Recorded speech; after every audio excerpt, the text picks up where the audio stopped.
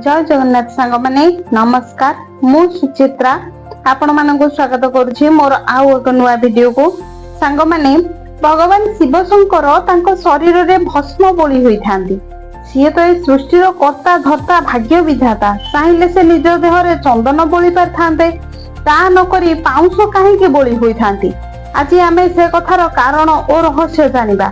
दिने कैलाश पर्वत रे माता पार्वती और देवाधिदेव महादेव वार्तालाप व्यस्त थांती हठात पार्वती मन को प्रश्न किए आसिला पार्वती पचारिले स्वामी ये प्रचंड खरा रे देह हाथ जली जाउछि चंदन कर्पूर न लगे ये भस्म कहीं बोली होउचंती ए कथा सुनी भोलानाथ टिके हसी करी उत्तर देले मोर जने भक्तर स्मृति रे मु भस्म बोली होउछि भक्त को मु केते भलो पाए एहा तार प्रमाण पार्वती पचारिले किए से भक्त जहाँ पाई आपण भस्म बोली होउचंती माता पार्वती सुनिबाकू आग्रह प्रकाश करिबारु महादेव से भक्त कथा सुनाइले अनेक दिन तलर कथा जने ब्राह्मण थिले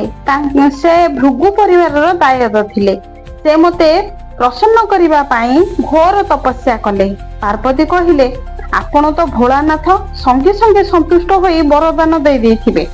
प्रभु मु कोन आपण को भक्ति करे ना कहीं आपण से भक्ति आशा रे अन्य भक्तों पाखक चली जाती देवी पार्वती मन रे टिके ईर्ष्या भाव आसिला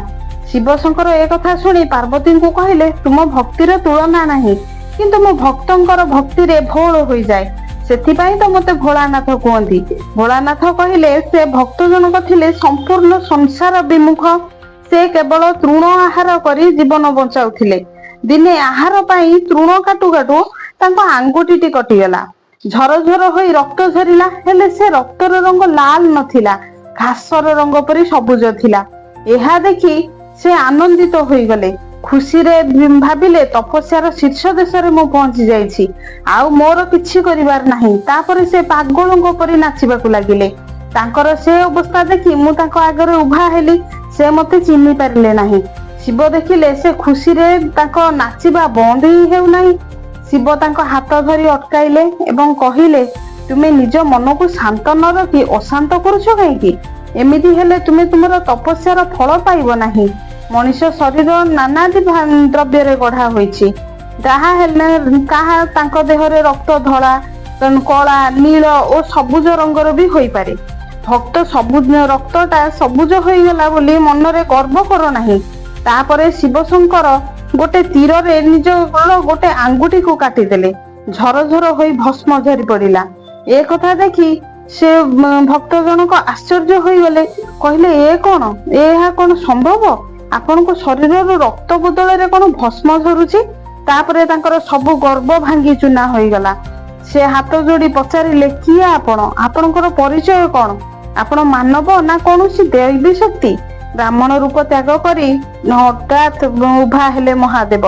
तांकर छोट पिला परी महादेव को पाद धरी कांदी कांदी कहले मु मूर्ख मु अज्ञान आपण को चिन्हि पारिलेनी प्रभु जहाँ दर्शन पाई मु कठोर तपस्या करुथिली आपण को पाखरे मोर बड़ीमा देखैछि मते क्षमा करि दियंतु आखि लुहरे तांग महादेव को पाद धोई देले तांको पाद तले निजको समर्पण करिदेले महादेव संतुष्ट होई कहिले मु तुमको आशीर्वाद करुछि तुमर साधना और कीर्ति सबुदिन पाई अमर होई रहिबो आउ मु आजि थारु मो शरीर रे भस्म लेपन करी तुम भली भक्तर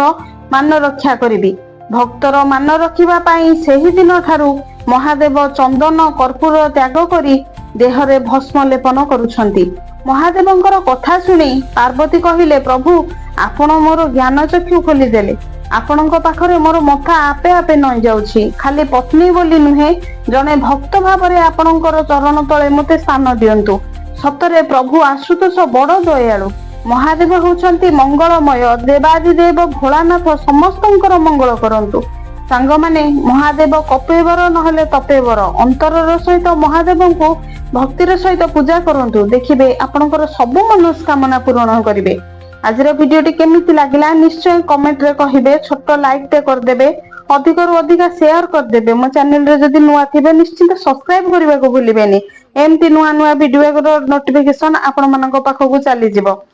पुणी देखा हेबो आउ एक नुआ वीडियो रे रहुची नमस्कार जय जगन्नाथ।